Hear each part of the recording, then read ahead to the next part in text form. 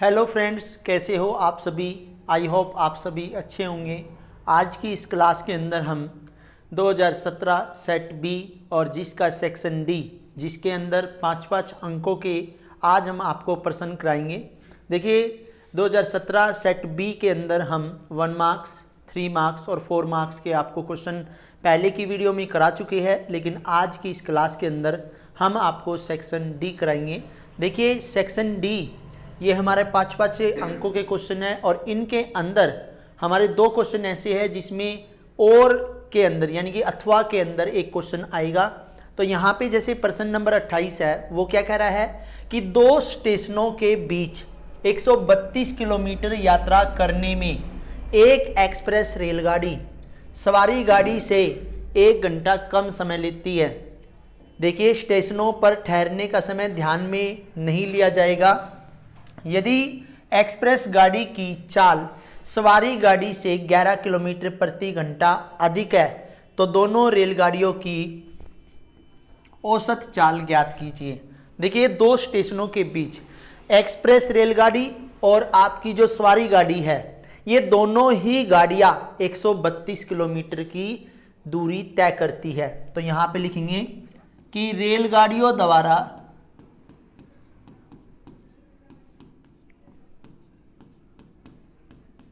तय की गई दूरी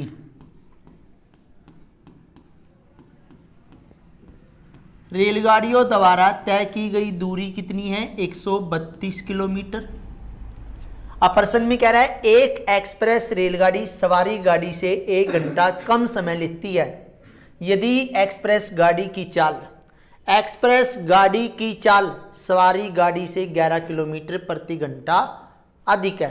तो सवारी गाड़ी की चाल भी तो पता होनी चाहिए। यदि हमें सवारी गाड़ी की चाल नहीं पता तो यहां पे हम लिखेंगे माना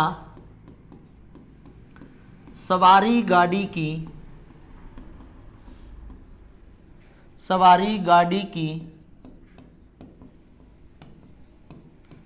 चाल, सवारी गाड़ी की चाल कितनी लेनी पड़ेगी हमें? x किलोमीटर प्रति घंटा लेनी पड़ेगी। अब देखिए हमारे पास चाल है और दूरी है। यदि चाल और दूरी दी गई हो तो हमें समय निकालना होता है। तो समय कितना होगा? देखिए समय जो होगा उसका फॉर्मूला होता है दूरी बटे में चाल।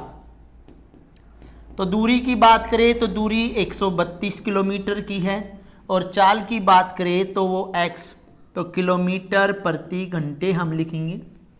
अब हमारे पास ये था कि एक्सप्रेस रेलगाड़ी की चाल कितनी किलोमीटर ज़्यादा? 11 किलोमीटर। तो यहाँ पे लिखेंगे कि एक्सप्रेस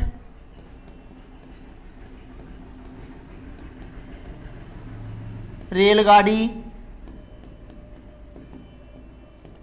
की चाल, यदि हम बात करें तो सवारी गाड़ी से 11 किलोमीटर अधिक है। देखिए रेलगाड़ी द्वारा तय की गई दूरी, ये भी लिखना पड़ेगा, पता भी आपको। रेलगाड़ी द्वारा तय की गई दूरी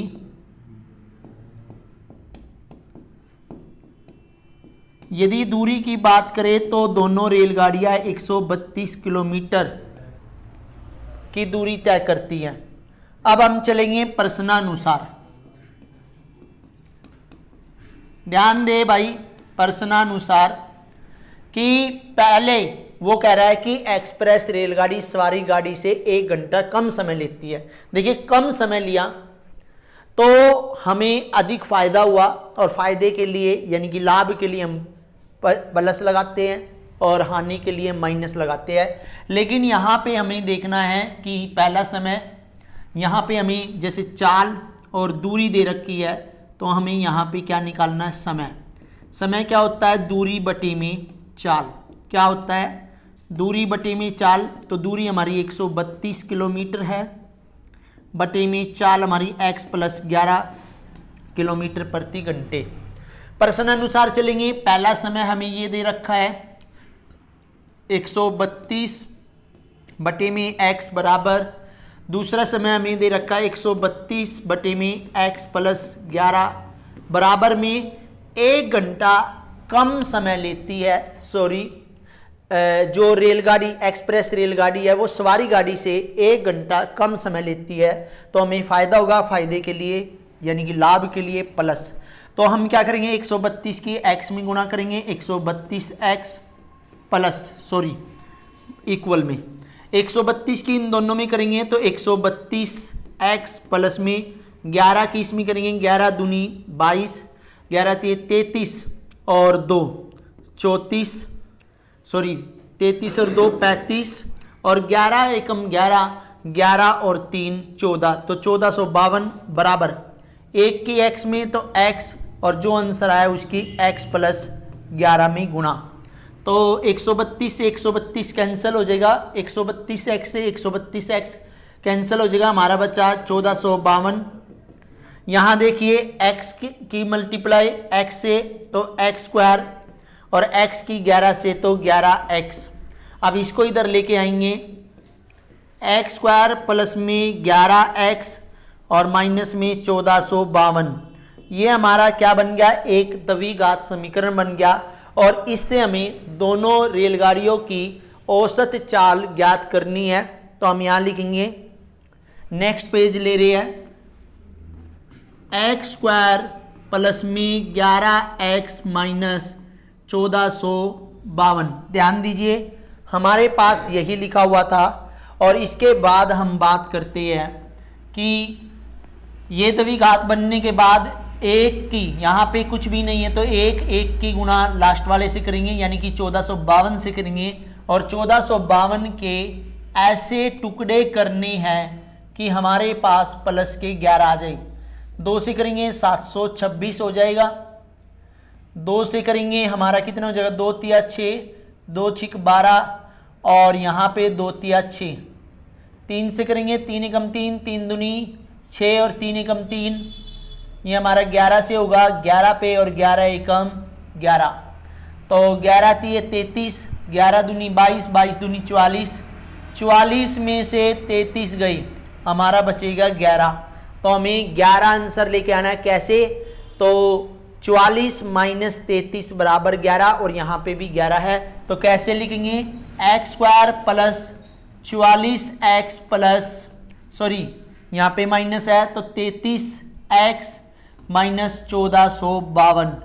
अब ये हमारे बन गए 4, तो इन दोनों में हमने लेना कॉमन, और कॉमन मैंने लेना सिखा रखा कि सबसे पहले x लिखेंगे और जिसके आगे 1 होता वहां पे कोई कॉमन नहीं होता, इसलिए एक्स स्क्वायर में से x हमने बाहर लिया तो x बचा, प्लस x से x कैंसिल तो यहाँ पे बचेगा 44, जो यहाँ पे आया है यहाँ पे आपने x प्लस 44 लिखना है, और माइनस 33x से x कैंसिल तो 33 क्या हो गया आपका, माइनस का हो गया।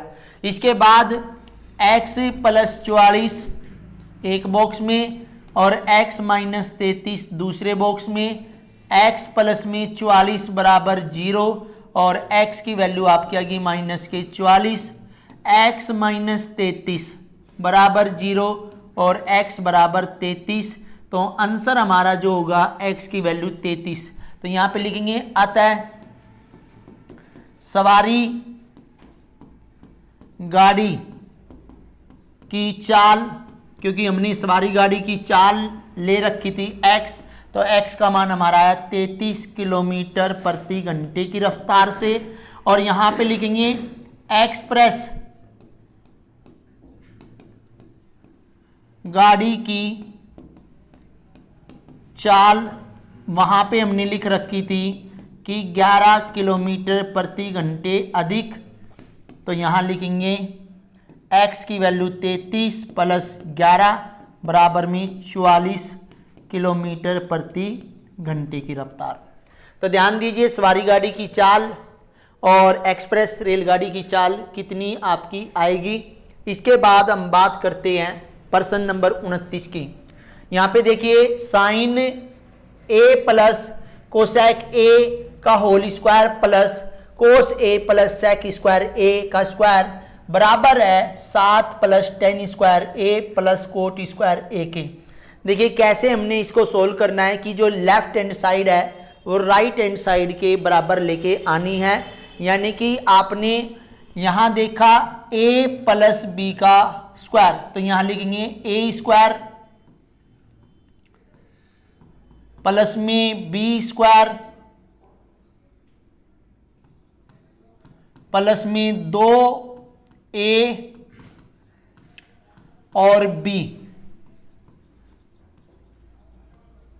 ये तो हमारा हो गया साइन a प्लस बी का whole square, sine a plus cosec a का whole square plus cos a plus sec a square, तो इसका भी आएगा आपका प्लस में a स्क्वायर यानी कि cos a square plus sec square a plus 2 गुणा में कोस a गुणा में सेक a। तो ध्यान दीजिए, अब आपने क्या करना है, ये जो साइन स्क्वायर a है और कोस स्क्वायर a है दोनों प्लस में है, तो हम लिखेंगे साइन स्क्वायर a प्लस में कोस स्क्वायर a। हमने ये दोनों लिख दिए। अब ध्यान दीजिए, ये कोसेक स्क्वायर a है और यहाँ पे देखिए सेक स्क्वायर a है, इनके फॉर्मूले लिखेंगे। कोसेक स्क्वायर a जो होता है वो होता है 1 प्लस में कोट स्क्वायर a के प्लस जो ये मैंने लिखा है कोसेक a वो होता है 1 प्लस कोट स्क्वायर a के, और जो ये आपका सेक स्क्वायर a दे रखा है ये होता है 1 प्लस टेन स्क्वायर a के। अब प्लस में, अब हम इसको सोल्व करेंगे। देखिए इसको सोल्व, ध्यान दीजिए इसको सोल्व करेंगे। कैसे सोल्व करना है, 2 गुणा में साइन a गुणा जो कोसेक है उसको क्या लिख देंगे साइन a, और साइन a से साइन a कैंसिल हो जाएगा, प्लस में 2 गुणा ये कोस a गुणा में इस सेक a को क्या लिख देंगे 1 बटे कोस a, इस कोस a से ये कोस a कैंसिल हो जाएगा। तो देखिए ये दोनों मिला के साइन स्क्वायर a प्लस में कोस स्क्वायर a प्लस के 1 के बराबर plus 1 plus cot square a plus 1 plus ten square a plus 2 की ये 1 पे कटा, 2 एकम 2, 2 एकम 2, 2 लगाएंगे और इधर भी 1 पे कटेगा, 2 एकम 2, 2 एकम 2, तो टोटल हम देखेंगे 2 प्लस में 2 4 और 1 5 6 7, तो यहाँ पे हमने क्या लगाना है 7, 7 प्लस में कोट स्क्वायर a प्लस में टेन स्क्वायर a। ध्यान दीजिए क्या हमारा ऊपर की तरफ ऐसे ही आया हुआ है, तो इसलिए हम कह सकते हैं कि लेफ्ट हैंड साइड बराबर है राइट हैंड साइड के। ठीक है, क्योंकि हमारा इस लेफ्ट हैंड साइड का आंसर राइट हैंड साइड के बराबर आ रहा है। इसके बाद हम बात करते हैं, इसी के अथवा में एक प्रश्न दिया गया है कि 7 मीटर ऊंचे भवन से एक भवन यानी कि 7 मीटर ऊंचे एक भवन के शिखर से एक मीनार के शिखर का उन्नयन कोण 60 है और उसके पाद यानी कि उसके निचले सिरे से यानी कि पैर से उसका अवनमन कोण 45 है। मीनार की ऊंचाई ज्ञात करनी है। तो सबसे पहले यहाँ पे ध्यान दीजिए, सबसे पहले तो आपने बनाना है एक भवन। मैं थोड़ा भवन के टाइप ही बना रहा हूँ। ये भवन है और ये हमारा क्या है 7 मीटर ऊंचा भवन, उसके शिखर पर एक मीनार का शिखर दे रखा है। मीनार का शिखर का उन्नयन कोण 60 डिग्री है। ये हमारी मीनार है और मीनार का उन्नयन कोण 60 है। ये कह रहा है उसके पाद का यानी किसके, इस मीनार के पाद का, उसके पाद का अवनमन कोण 45 डिग्री है। वो कह रहा है 7 मीटर ऊंचे एक भवन के शिखर से एक मीनार के शिखर का उन्नयन कोण 60 है और उसके पाद का अवनमन कोण, इसका अवनमन कोण कितना है 45 डिग्री है। तो मीनार की ऊंचाई, मीनार को हम x ले लेंगे और a b c d और E के नाम से इसको चलाएंगे। देखिए ध्यान दीजिए, सबसे पहले हम BED यानी कि BED इस डायग्राम के अंदर चलेंगे।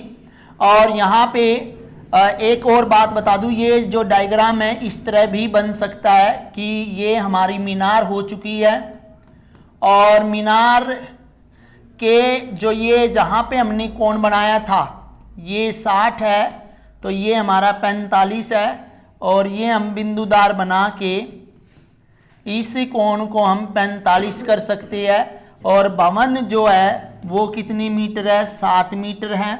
तो हमें ये नीचे वाला हिस्सा ही निकालना है, यानी कि जिसको हम y कंसीडर कर रहे हैं। तो आप इस हिस्से को A, B, C, D और E लेके चल सकते हैं। तो यहाँ पे हम या तो इस डायग्राम के हिसाब से चलेंगे। देखिए इसको हम मेन, इस डायग्राम को मेन फिगर इसको मान लेते हैं। मेन फिगर ये हमारी है, इसके हिसाब से सॉल्व करेंगे। कैसे कि त्रिभुज CDE में आपको पता है एक चीज वो लेनी है जो दे रखी लंब और एक चीज वो देनी है आधार। इसको हम y निकालेंगे, ये हमारा x। तो ये आधार हो गया, लंब बटे आधार आता है 10 में। 10 का मान है 45 डिग्री। लंब जो है वो है CD, आधार क्या है DE और 10 45 की 1/1। CD की वैल्यू है 7 और D की वैल्यू y 1/1। तो y बराबर आपका आ गया 7 सेंटीमीटर। y का मतलब क्या है DE, और DE समांतर किसके हैं, DE समांतर है BC के। तो ये भी किसके बराबर होगी आपकी 7 सेंटीमीटर के। मीटर दे रखा है तो मीटर लिख देंगे हम यहाँ पे भी और यहाँ पे भी। अब हमारे पास त्रिभुज ABC है, इसमें लंब बटे आधार ये 10 में आएगा और 10 का कोण दे दिया 60 डिग्री। अब देखिए लंब इसमें AB है, आधार कोण है BC। 10 60 की वैल्यू √3/1। AB देखिए भाई ध्यान से, AB जो है AB की वैल्यू आपको x है और BC की वैल्यू आपकी 7 है, √3/1। x की 1 में x 7 √3 मीटर। तो आप ध्यान दीजिए कि जो हमारी मीनार है उसकी ऊंचाई जो है, मीनार की ऊंचाई जो है वो ध्यान देने वाली बात है, कौन सी आएगी 7 √3। ठीक है। इसके बाद बात करते हैं हम प्रश्न नंबर 30 की, कि एक त्रिभुज की रचना कीजिए जिसकी दो भुजाएं 4 सेंटीमीटर और 5 सेंटीमीटर है और उसके बीच का कोण 45 डिग्री है। इस त्रिभुज के समरूप एक दूसरे त्रिभुज की रचना कीजिए जिसकी भुजाएं इस त्रिभुज की 3/2 हो। देखिए इसका अनुपात दे दिया 3/2। सबसे पहले तो आपने दो भुजाएं दे रखी है वो लेनी है। सबसे पहले मैंने ले ली एक आपके यहाँ पे AB या आपको कहूँ BC ले लेते हैं। BC जो है हमने ले ली 5 सेंटीमीटर और यहाँ पे उसके ऊपर एक 45 डिग्री का कोण बनाया मैंने, ये हमारा 60 का, और 60 के बाद हम यहाँ बनाएंगे 30 का और 30 के और 60 के बीच में एक कोण बना देंगे, वो हमारा गया 45 डिग्री का। अब ध्यान दीजिए इसकी और इसकी भुजा की लंबाई जो है वो 4 सेंटीमीटर। बी को केंद्र मान के 4 सेंटीमीटर की हमने चाप लगाई और इससे हमारा एक त्रिभुज बन गया जिसका नाम है ABC। इसी के समरूप एक अन्य त्रिभुज की रचना करनी है जिसकी भुजाओं का अनुपात 3:2 दे रखा है। देखिए इसको सॉल्व करने के लिए मैंने आपको उस दिन बताया था कि नीचे की तरफ एक न्यून कोण बनाएंगे और न्यून कोण पे 3 बराबर भागों में उसको काटेंगे, 1, 2 और 3, क्योंकि अधिकतम इस अनुपात में संख्या कितनी है 3 है जो हमारी नीचे दे रखी है। जो यहाँ पे नीचे वाली संख्या दे रखी है उसको मिलाएंगे लास्ट वाले से, ये हमने यहाँ पे मिला दी। जैसे कि ये जो लाइन है इसको आगे बढ़ाएंगे और इसी के जितने का कोण यहाँ पे है इसी के समांतर एक लाइन जाएगी, इसी के समांतर एक लाइन जाएगी जो कि यहाँ पे सी डैश पे कट करेगी।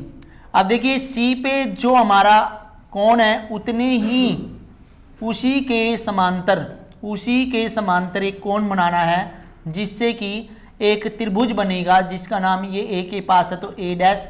तो यहाँ पे लिखेंगे हम ए डैश, देखिए यहाँ पे लिखेंगे हम ए डैश। मैं ये जो वाइट है ये इस येलो लाइन पे फेरता जा रहा हूँ। ये जो त्रिभुज मैंने बनाया है, ये वाला जो त्रिभुज मैंने बनाया है यो पहले वाले त्रिभुज के समरूप एक त्रिभुज होगा, त्रिभुज ए डैश बी सी डैश, एक 4, 5 और कोण 45 के समरूप एक अन्य त्रिभुज है। देखिए इस तरह आपने इसकी रचना लिखनी है कि सबसे पहले BC बराबर 5 सेंटीमीटर, B को केंद्र मानकर 45 का और B को ही केंद्र मानकर 4 सेंटीमीटर की एक चाप लगाई जिससे कि एक त्रिभुज ABC बना।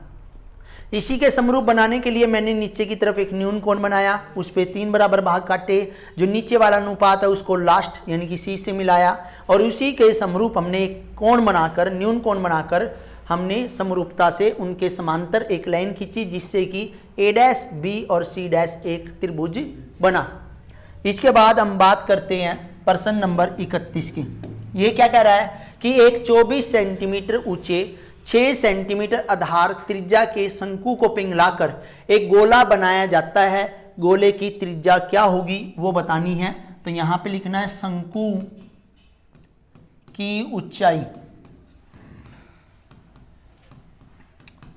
शंकु की ऊंचाई जो है 24 सेंटीमीटर और शंकु की त्रिज्या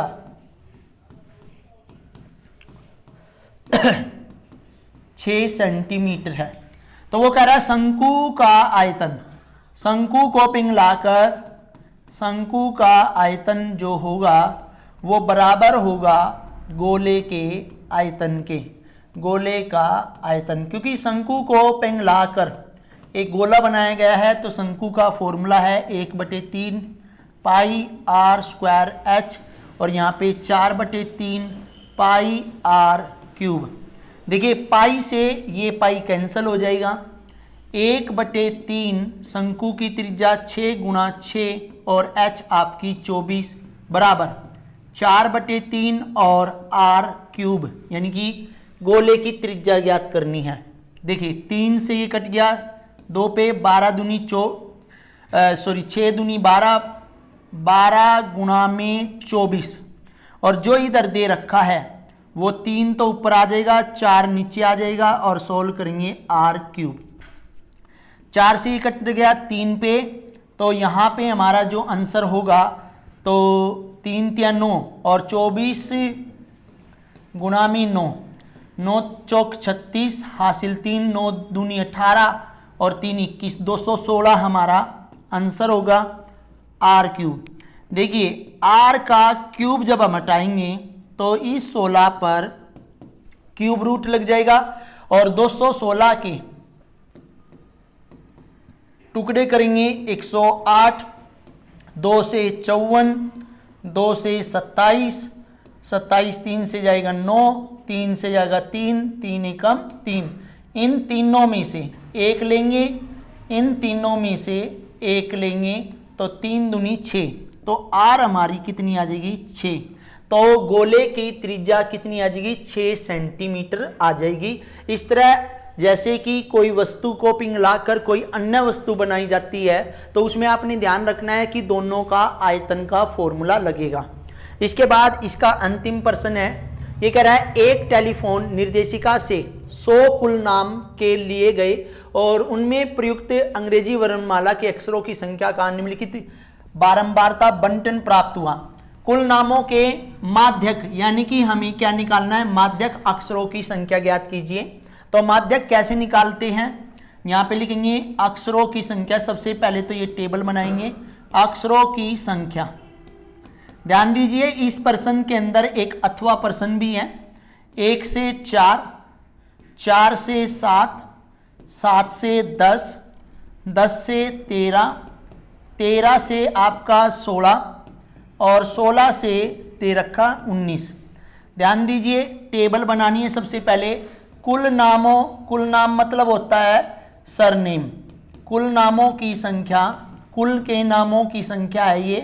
तो ये हमारी दे रखी है 6, 6 के बाद है 30, फिर है 40, 40 में 16 और 16 में 4 और 4 में 4 जोड़ेंगे। तो इस तरह आपने टोटल इनका वो लगा लेना है। अब आप देखिए टोटल करने पर ये कह रहा है कि कुल 100 है। कैसे? 36 और 40 76, 76 और 6 76 और 6 82, 10 92 और 8 कुल मिला के n की वैल्यू 100। तो यहाँ पे आप देखिए माध्यक जब हम निकालते हैं तो उसमें होता है L प्लस n बटे 2 माइनस सी एफ बटे में f गुणा में h। तो यहाँ पे देखिए सबसे पहले n हमारे पास है 100, n हमारे पास है 100, हमें चाहिए n बटे 2। तो 100 बटे 2 कितना हो जाएगा हमारे पास? 50।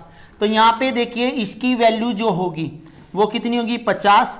50 से CF निकालना है। तो CF कैसे निकालते? 6 ऐसे के ऐसे, 6 में 30 जोड़ा 36, 36 में 40 जोड़ा 76, 76 में 16 जोड़ा 82, 82 में 76 में 16 जोड़ा 92,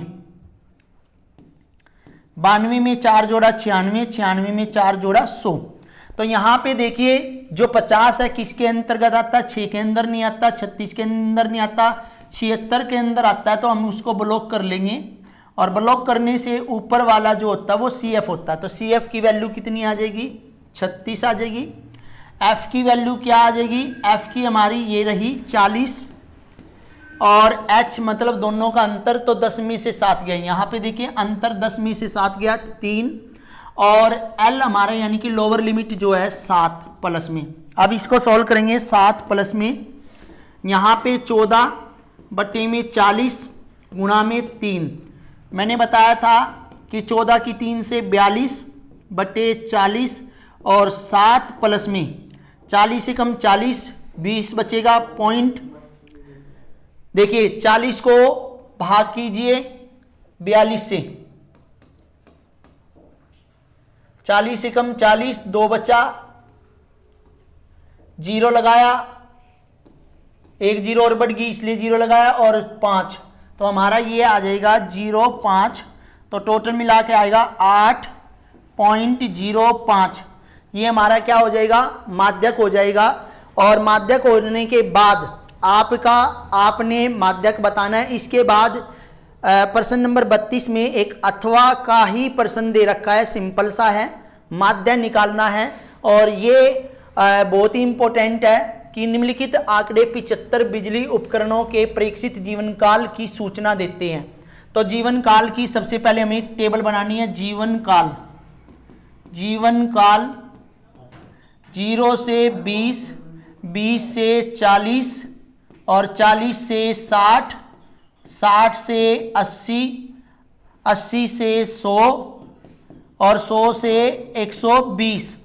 तो आपने ध्यान देनी है। देखिए बारंबारता, सिर्फ 5 मिनट का ये प्रश्न रह रहा है।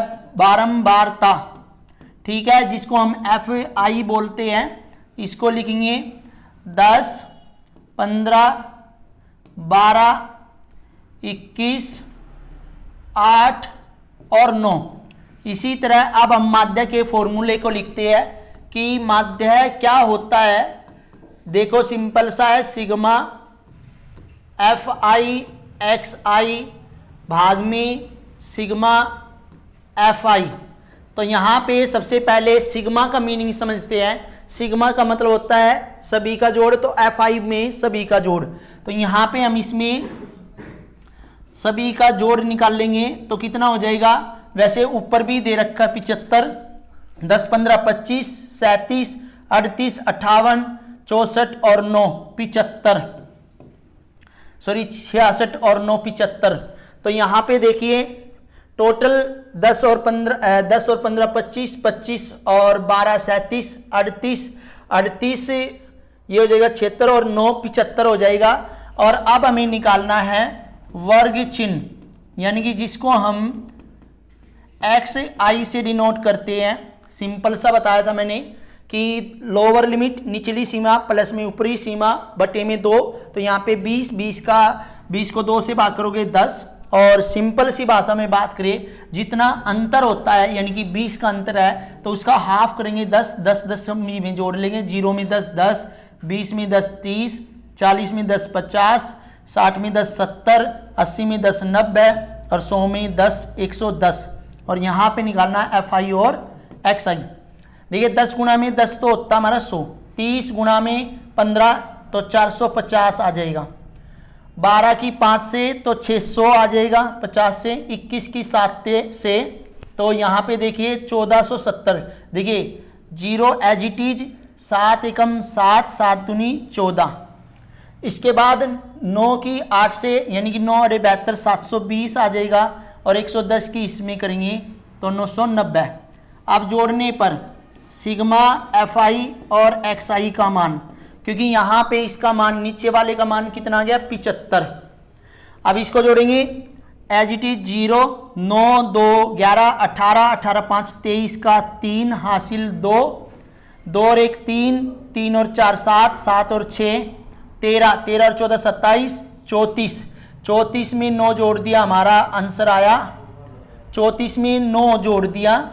दोबारा से देखिए 5 और 7 12 13 14 14 और 9 23 हासिल 2 2 और 1 3 3 और 4 7 7 और 6 13 13 और 4 13 और 4 कितना आया भैया 13 और 4 17 17 7 17 में 7 जोड़ा 24 24 में 3 जोड़ 3 और यहाँ पे आपका आया 3 3 और 1 4 यानी कि 4330। तो यहाँ पे 4330 यदि टैली करना हो तो कर सकते हैं। 10 गुणा में 10 100, 15 3 45 450, 12 5 60 600, 21 7 147 0, 8 9 72 720 और 11 99 990। 0 7 11 18 18 5 23। तो इस तरह हमारा बिल्कुल ठीक है। और 75 को आपने 4330 से भाग देना है। 3 अक्षर लेंगे, 75 का पारा गिनेंगे। 75 150 225, ये हो गया 300 और 375 और ये आ गया 450। 450 ज़्यादा हो जाएगा तो कितने 1 2 3 4 5 5 पे जाएगा कितना 375। अब 13 में से 5 गए 8, यहाँ बच्चे 12, 12 में से 7 गए 5, यहाँ 1 में से 3 में से 3 गए 0, ऊपर से उतारा 0। 450 में ये आ जाएगा 525 और 525 में यदि 75 जोड़ेंगे तो 600। तो ये 1 2 3 4 5 6 7 पे गया तो ये आ जाएगा 525। अब देखिए कितना बचा 5 बचा, यहाँ पे बचा 7, 7 में से 2 गए 5, 55 0 लगा लिया तो ये फिर से 7 पे जाएगा तो यहाँ पे आंसर आ जाएगा 57.7। देखिए इस तरह आपने क्या करना है, ये आंसर लिख देना है 57.7। और ऐसे आपने माध्य यानी कि जो सिंपल यानी कि जो आसान सा फॉर्मूला है सिग्मा एफ आई एक्स आई बटे में सिग्मा एफ आई के फॉर्मूले से इसको सोल्व करना है। और आज का जो 2017 का सेट बी है वो हमने आज इस वीडियो में कंप्लीट कर लिया है। जो भी स्टूडेंट हमारे चैनल पर नए हैं वो हमारे चैनल को सब्सक्राइब कर ले। यदि वीडियो अच्छी लगे तो लाइक करें और ज़्यादा से ज़्यादा शेयर करें। Thank you.